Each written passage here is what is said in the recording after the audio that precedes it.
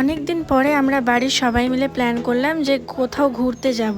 Plan করার পরে লাস্টে আমরা কনফার্ম করলাম যে আমরা দীঘাতে ঘুরতে যাব, কারণ সমুদ্রে ঘুরতে যাওয়ার মজাটাই আলাদা। তো আজকে তোমাদেরকে দেখাবো মালদা থেকে দীঘা যাওয়ার জার্নি।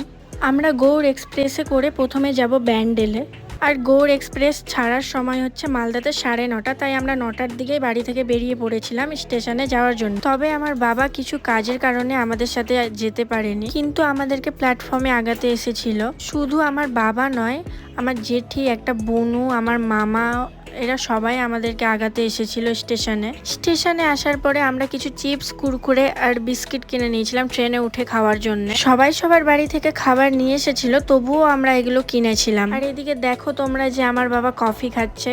যেখান থেকে আমরা চিপস কিনেছিলাম সেই দোকান থেকে বাবা কফি কিনে খাচ্ছিল। তো এদিকে আমাদের স্টেশন থেকে ট্রেন ছেড়ে দিয়েছে, আর আমার বাবা দেখো কেমন করছে, যেতে পারেনি বলে মুড অফ হয়ে গেছে, তাই জন্য বলছে আমিও যাবো তোদের সাথে। ট্রেনটা যখন মালদা স্টেশন পার করে ফারাক্কা ঢুকে, তার আগে আমরা যেসব খাবার বাড়ি থেকে নিয়ে এসেছিলাম সেগুলো বের করে নিলাম খাওয়ার জন্য। ফ্রাইড রাইস, আলুর দম, চিকেন, রুটি, আরো অনেক কিছু খাবার নিয়ে এসেছিল, সেগুলোই আমরা সবাই মিলে খেয়ে নিলাম। তো চলো বন্ধুরা, আমাদের সাথে ভিডিওটি দেখতে থাকো।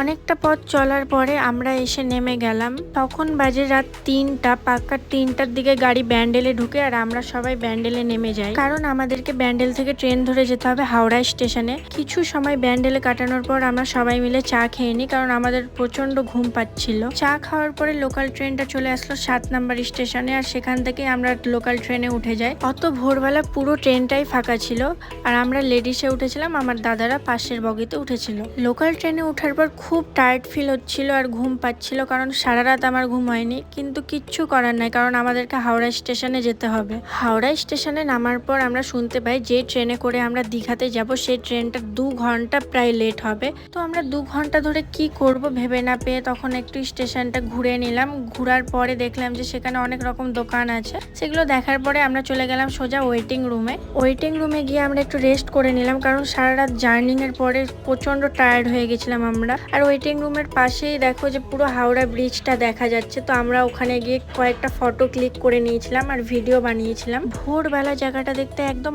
অসাধারণ লাগছিল। ওয়েটিং রুমের ভিতরে একটা দোকান ছিল, সেখান থেকে আমি খাওয়ার জন্য স্যান্ডউইচ নিয়ে নিয়েছিলাম, কারণ আমার প্রচন্ড খিদা পেয়েছিল। স্যান্ডউইচটা খাওয়ার পর দেখি যে দাদাটার আমাদের সাথে দীঘা যাওয়ার কথা আছে সে দাদাটা চলে এসেছে হাওড়াতে। দাদাটার বাড়ি হচ্ছে নদিয়া রানাঘাট, সেখান থেকেই দাদা হাওড়া স্টেশনে এসেছে আমাদের সাথে যাবে বলে। ওয়েটিং রুম থেকে আমরা বেরিয়ে দেখি যে অলরেডি ট্রেন প্ল্যাটফর্মে ঢুকে গেছে। তো তখন আমরা ট্রেনের মধ্যে উঠে যাই। ট্রেনে ওঠার পরে সবাই সবার নিজের সিটে বসে যায়। বসে যাওয়ার পরে আমরা ট্রেন থেকেই কিছু খাবার কিনে নিই, যেমন ধরো আমি কিনেছিলাম চাউমিন, আর আমার মা কিনেছিল পকোড়া। যার যেটা খেতে ইচ্ছে করছিল সে সেটা কিনেছিল। আমরা খেতে খেতে ট্রেন স্টার্ট হয়ে গেছিল। তো তোমরা ভিডিওটা দেখতে থাকো।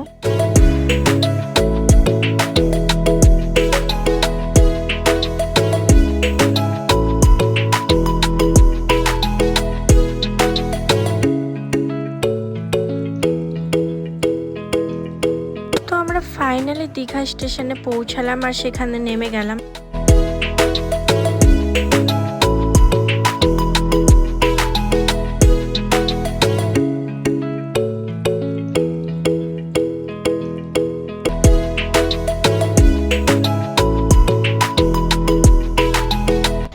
ফাইনালি আমরা চলে আসলাম সেই হোটেলে যেখানে আমরা থাকবো, আর এই হোটেলটার নাম হচ্ছে বিচ পয়েন্ট। হোটেল থেকে সমুদ্র বেশি দূরে না, 5 থেকে 7 মিনিট লাগে যেতে। আমরা এখানে সবাই মিলে নিজের নিজের নাম এন্ট্রি করিয়ে আমাদের নিজেদের রুমটাতে চলে গেলাম। তো সারাদিন আমরা কি কি করব তোমাদেরকে নেক্সট ভিডিওতে দেখাবো। আজকের ভিডিওটা এখানেই শেষ করছি।